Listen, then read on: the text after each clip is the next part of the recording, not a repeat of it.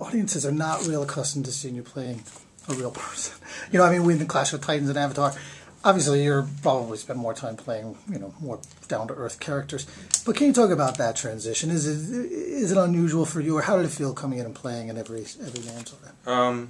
Well, playing a guy that actually does exist, you got a hell of a responsibility.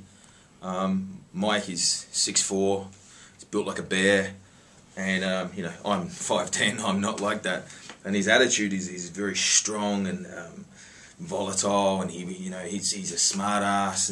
But you realise what he's doing. He uses that to kind of push the world away to just get justice. And there's something about that tenacity of kind of solving a crime that I really respect, because no matter what cost, this Mike is kind of in real life is kind of, you know, his life is about, you know, giving kind of paying, you know, getting these people's families grief, giving them some kind of reprieve by them knowing what happened. What is his motive? I mean, obviously motivation is to solve the crime, but he is hesitant about going into those fields. Was the real character, I mean, it's out of our jurisdiction, was the real character hesitant about doing that? And what was behind that? Was it, I don't want to be working with my ex? Several things. Yes, he just wants to solve his crime how he knows and follow his own leads.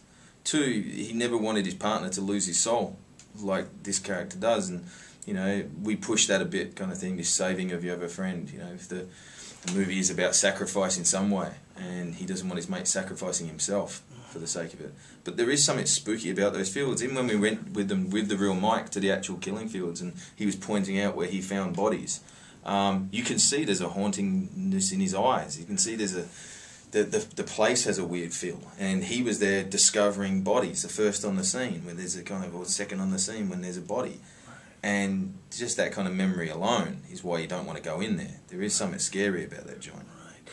And acclimating yourself to Texas, I don't know how much time you spent in rural America. And I went down there a lot. I went down on a solo mission, and Mike thought I was nuts. He said, you should have come down with an actual kind of film crew or someone. He said that the actual cops were looking at me walking around with my backpack on, thinking that I was a killer.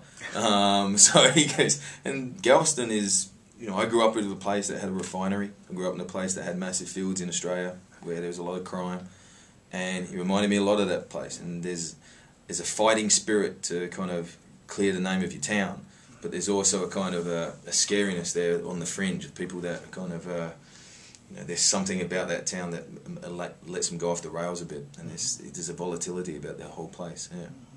Okay, I guess they want me out of here.